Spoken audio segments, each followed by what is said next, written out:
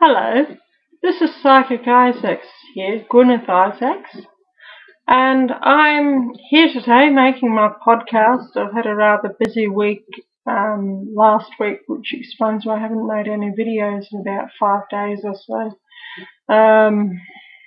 Can't really go into the details of the reasons why, but anyone who knows me will probably know the reasons why. I've got some ongoing battles that I'm fighting that I'm really not at liberty to discuss.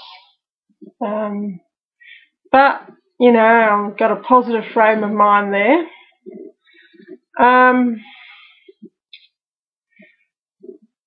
Yeah, it's been a busy and exciting week. I bought a book on Wednesday. I buy a lot of books. I'm constantly reading and studying. I bought a book on Wednesday about chaos theory.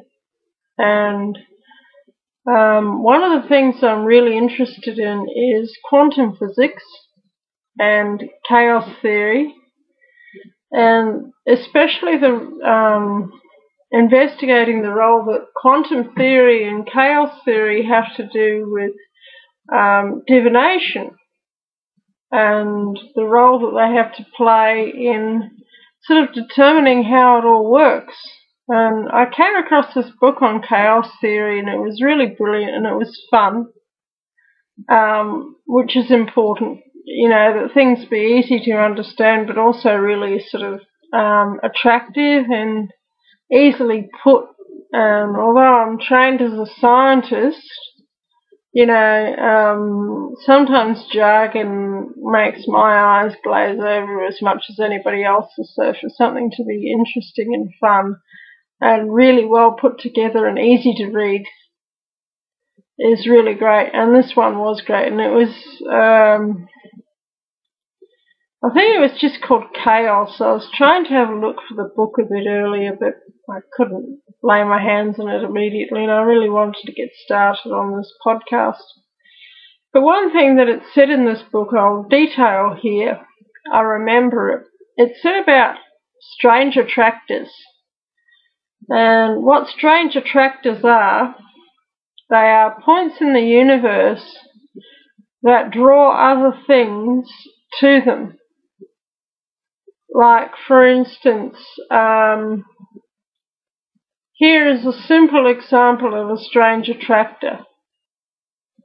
If you get a bowl and you put a marble, it's a round bowl, and you put a marble in the bottom of the bowl, then the marble is naturally going to roll around until it finds the bottom of the bowl, the lowest gravitational point.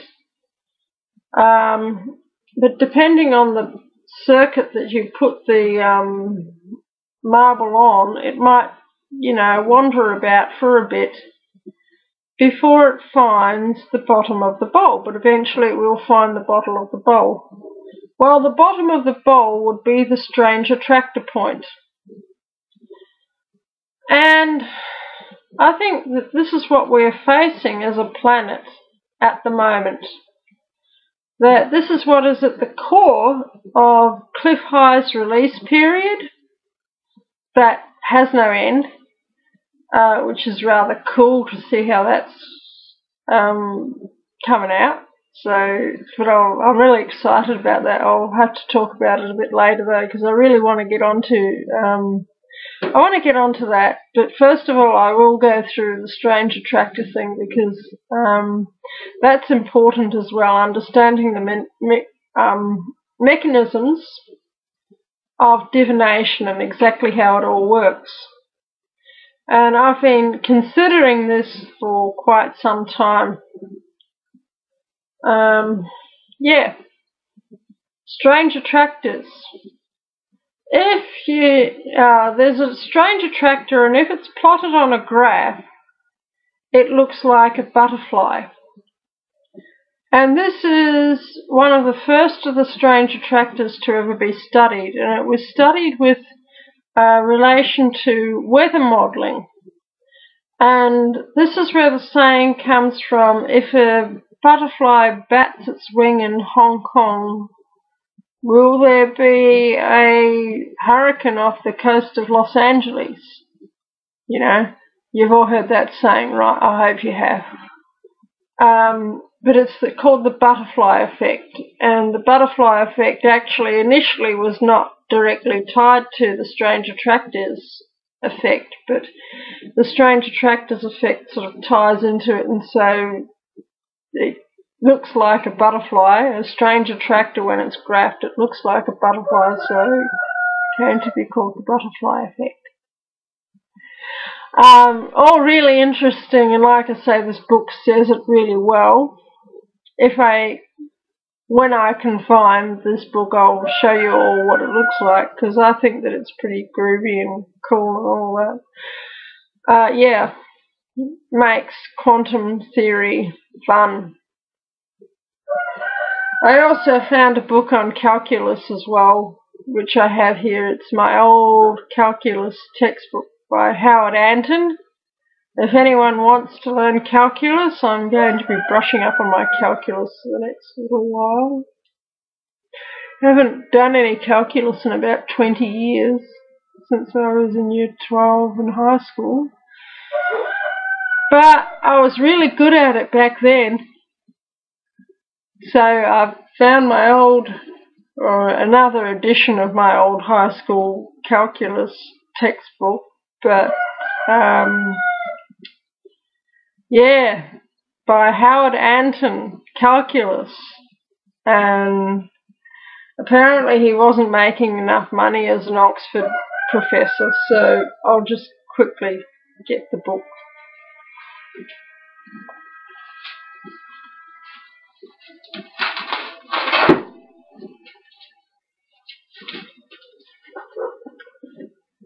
Anton's Calculus.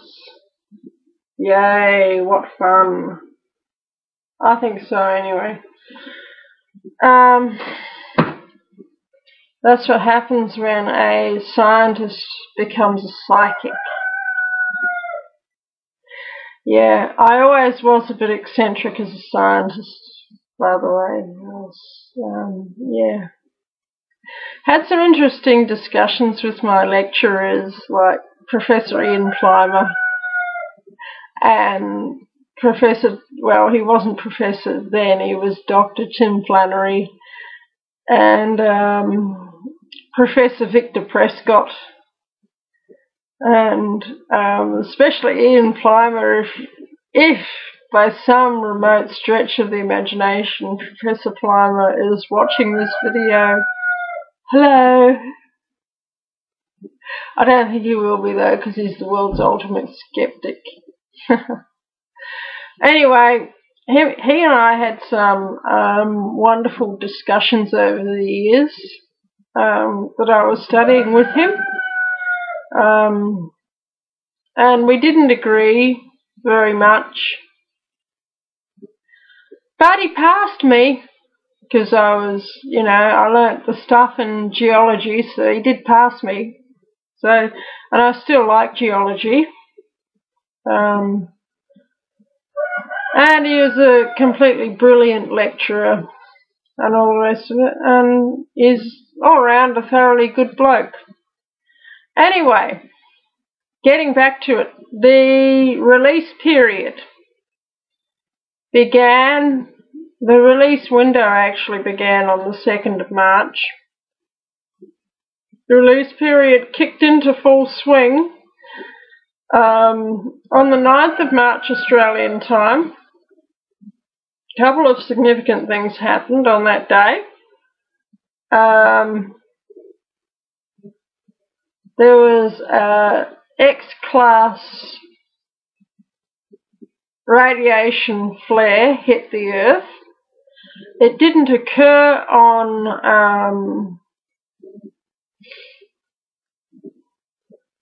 the 9th Australian time. It occurred, I think it was the 2nd Australian time. But I was in a situation where on the 9th I was waiting for some video feeds to come through, and relating to this business I was referring to, but I'm not allowed to discuss. I was waiting for some video feeds to come through, and they took forever to come through. This was in an official government setting, and I was waiting, everybody there was waiting for about 3/4 of an hour until the official government video link up could happen so that we could all get on with our happy little meeting. Whatever. You know, like I say, there's not too much I can discuss there, but that's an ongoing thing, and I'm not entirely grumpy about it or anything. It's just life. It has to be dealt with. But that's about as much as I can say there.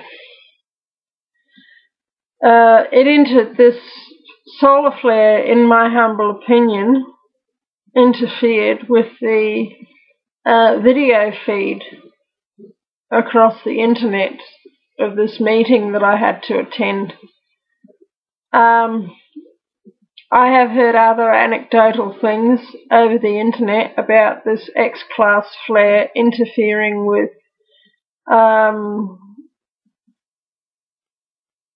internet communications, telecommunications, shipping, satellites, all that sort of fun stuff. And I read that and remembered my own little experience, and I thought that I would let you know that this X-class flare actually did impact communications for a period. In the US it would have been the 8th. Over here it was the 9th of March 2012, and that was an X-class flare. Like I say, X-class flares are kind of unpredictable. They can cause effects in the range of temporary communications interruptions to full-on infrastructure destruction. And it's never completely certain when it happens the level at which it's going to hit. Okay? So if they say X-class flare due to hit the Earth, please do take it seriously, because the psychic predictions are that sometime in the next year there's going to be one that does have drastic impacts on the Earth. When's it going to be? I don't know that. I don't think there's anyone in the world that knows that one. Okay. Right, but anyway, do take solar flares seriously. I'll tell you what, my garden absolutely got hammered by that solar flare. I came home and there were just trees that the leaves in a single day had just gotten withered. And I said, oh, you poor, poor plants. And I made sure that it wasn't the soil, and it wasn't the soil, but the leaves had just been absolutely shriveled on these particular plants by this intense levels of solar insolation. Insolation means levels of solar radiation input. Okay? So if you hear me use that word insolation, that's what it means. Insolation means the levels of solar radiation input.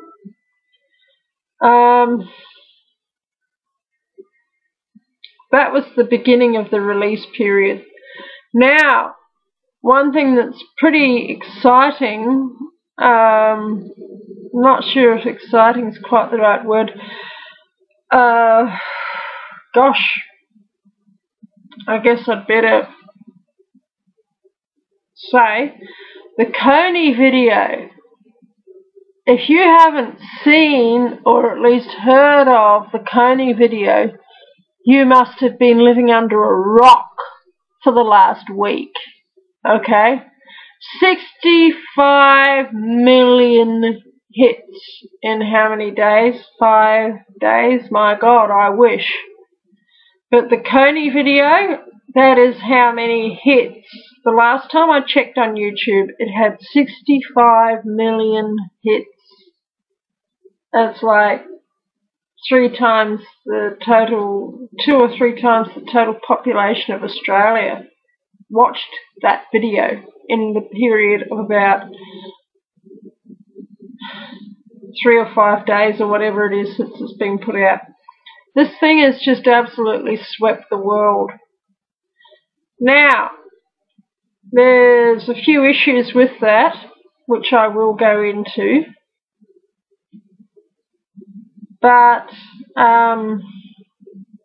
basically, in my humble opinion, this does mark the beginning of the release language without end. The release language without end that Cliff High forecasts, okay, was due to hit sometime between the 2nd and the 9th of March. And the Kony video came out, I think, on the, oh gosh, I forget, was it the 5th? I think it was the 5th of March or something like that. Anyway, round about in that time window. Now, I've known about Joseph Kony for several years, and he's a thoroughly objectionable cockroach. Okay? I care very much about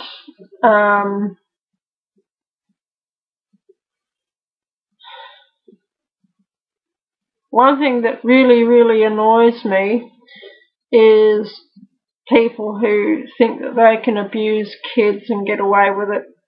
That's no big secret. Alright? This Kony is scum of the earth. He absolutely is. But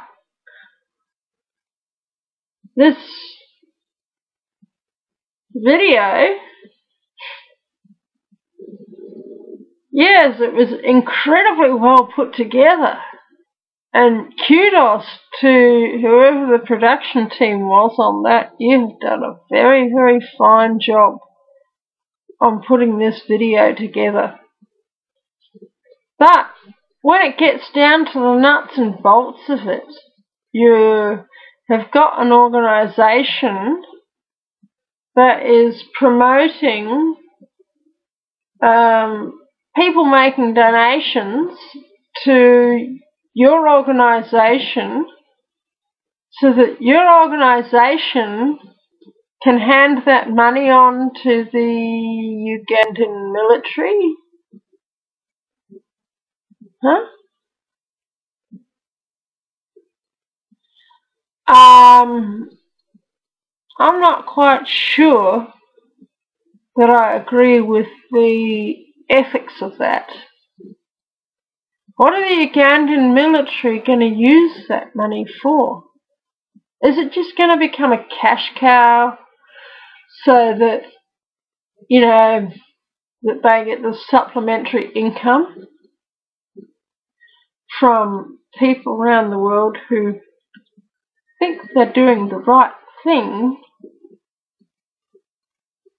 But ultimately, the Ugandan military is a military. It's full of soldiers, and every soldier has one main job in this world, and that is to kill people for a living. Okay? I hope you're getting where I'm getting to along this line of thought. And invisible children, their main function is to raise money to give to the Ugandan military from what I gather in this video. And I didn't get it immediately. I had to actually sit down and have a think about this. But, you know, how reliant are the Ugandan military going to come on donations from invisible children? You know, how many people are going to be suffering because the Ugandan military is putting out some story that Kony's in a particular village when he's not, so that the Ugandan military can go in and blow up the village and, you know, make a whole lot of trouble. I mean, you know, giving money to militaries is sort of never a very good idea. They tend to use that money to go out and buy bullets and bombs and kill people, ultimately. That's what militaries do. That's what they're paid to do. That's what they're trained to do. And I'm a pacifist. I've been a pacifist since I knew how to think.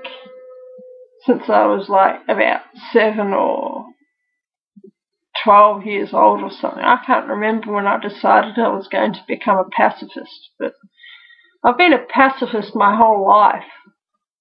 And giving money to militaries is never a good idea. They use it to buy guns and bombs and kill people. Okay? But what I can see through this... Okay, I'll just finish talking. I'll just say one more thing. Okay, I've got somebody coming into the room. They need to go to bed. Bye-bye, son. Go to bed. Okay. Kony. This whole video, oh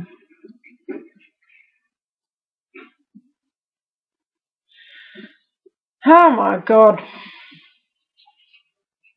The way to stop Kony and his ilk is not to give money to invisible children, because that's only going to fund a new generation of generals who are going to go out and buy guns and kill people, more people, including children, including pregnant women, including little babies, okay, because that's what militaries do. The way to stop Kony and his ilk is to stop the people who are funding and supplying weapons to Kony and his ilk. Because if you do that, if they've got no guns, how can they shoot people? If they've got no money to pay the soldiers, where are they going to get their soldiers from? Huh? This is a simple solution. Stop paying the bastards. If you stop paying out money for military excursions, those military excursions will not happen. Because people don't go to war. People don't become soldiers. Most people don't become soldiers for the fun of it. They become soldiers because it's a job. And mostly soldiers, there are exceptions. There are people who are soldiers because their father was a soldier and their grandfather was a soldier. So no, they become a soldier, blah, blah, blah, blah. Yes, there are people like that, but a lot of people who are soldiers because there's no other work for them to do. So they go and join the military because it's a paycheck. You know, it's money coming in and it stops the family from going under. And I know that in the US military that's certainly the case. but there are rather a lot of military people in my own family, and I know that there are people who join the military for the highest of reasons, so they think, to protect their country, and because it's their call, and because they want to, God, Queen and country, or whatever it is. But I mean, I think that's highly dubious now as well, given the current carry-on regarding Queen and country, and it's all looking like a little bit too much BS. Anyway, the ones who are funding the military, the people who have funded every war internationally for the last 250 years, since the campaign of Napoleon. They funded Napoleon to traipse all over Europe. They also funded the royal house of whatever it was. Could have been Saxe-Coburg, or it could have, George. The royal house of George, to defend Britain against Napoleon. They funded Napoleon. They funded the people who were fighting Napoleon. They funded both sides. And whoever was going to win, they would win. Because they would get that side to pay off the entire cost of the war. This has been their business model for 250 years. And it has made them phenomenally rich. Off of how many millions of deaths? It's completely unconscionable. I don't know if you've worked out by now who I'm talking about, but you must be a bit dense if you haven't figured it out. It's the Rothschilds. It's the Rockefellers. The Rockefellers are a branch of the Rothschilds. Okay? It's the Bushes, who are another branch of the Rothschilds. Okay? It's the Rothschilds. They are the problem. It's the Saxe-Coburg. Windsors. The Windsors the Windsors are not really the Windsors. Okay? The Windsors changed their name to Windsor around about the time of World War I, because they thought that it would be we would say politically incorrect, but they would say improper at that time in that language, to have a German British royal family with a German name of Saxe-Coburg going to war against the Germans. That was a bit too obvious, so they changed their name from Saxe-Coburg to Windsor, and they're not Windsors at all. The Saxe-Coburgs wiped out the Windsors. This is all British history, okay? Go and read your British history textbooks, but not any recent ones, because they won't be in there. It's all a big farce. It's all a big game called toy soldiers. But none of the Rothschilds or Rockefellers or Saxe-Coburgs or Bushes or Clintons or Howards ever seem to get killed in that game. Now, always seems to be the ordinary people, doesn't it? They don't seem to suffer. They haven't until now. They have not suffered 1 ounce until now. It's no great mystery, If you go through and really read British history, even just by itself, and follow the money, it all goes back to the Rothschilds. If their influence has ended, then There'll be no more war.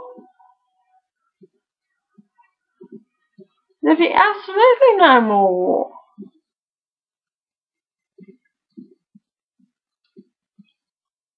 It's them who funds the likes of Kony. There wouldn't have been a Kony if it hadn't been for Rothschild funding. Simple, you know?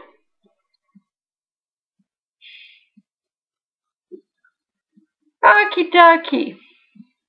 Now, I think I've been talking for quite a while here. I've actually got no idea how long I've been talking for. But I better finish up now. I am doing my tarot readings in person here in Geraldton. If you want to look me up on Facebook, book in for a reading, because I'll tell you what, I would love to help you out with anything, any questions that you have in your life. Okay? I've got a lot of knowledge, a lot of also psychic ability, and I'm very much to the point. I'm really, really honest in my readings. I also do readings through Psychic Lounge and Psychic TV.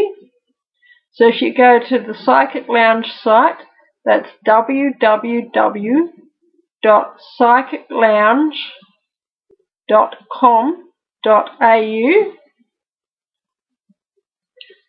and you'll see me there on the Psychic Lounge page, Gwyneth Isaacs. Okay? Or, like I say, if you are in the Geraldton area, look me up on Facebook, PM me, and we'll make an appointment. A half-hour reading in person costs $50, and you can ask all the questions that you want. And I'll lay out the cards however many times that I need to within that half hour to answer the questions that you need to get answered, and you will get answers for your questions. Okay? Now, well, another thing, I forgot this the last time, but I'm not going to forget now. Please subscribe to this channel. If you see this video on Facebook, like it and share it with your friends and rate it. If you like it, then rate it well. If you don't, oh well, doesn't matter to me one way or the other. I'm still going to be saying the truth. You know, a long time ago I learnt to get a thick skin. And but definitely subscribe to this channel. Okay? There's going to be videos. I'll try and do one a day. If I go through a busy time and I don't get the chance to do one for a few days, then if you have a subscription, you'll be notified when there's a new video there. So definitely subscribe. Okay? And yep, there we go. As well as that, in my person-to-person, in my face-to-face business that I have of doing card readings, I can also do dowsing, and I can also do house cleansings. If you are annoyed, if you've just moved into a new house or an old house and are annoyed by psychic disturbances, ghosts, evil spirits in the house or whatever, I know how to deal with that too. I've been doing that for about 20 years. So I'll come in and I'll do a psychic clean-up for you for your house. Okay? Can't think of anything else that I was going to say. Yep. So, you all have a great day. Alright. And I shall see you next time. Bye.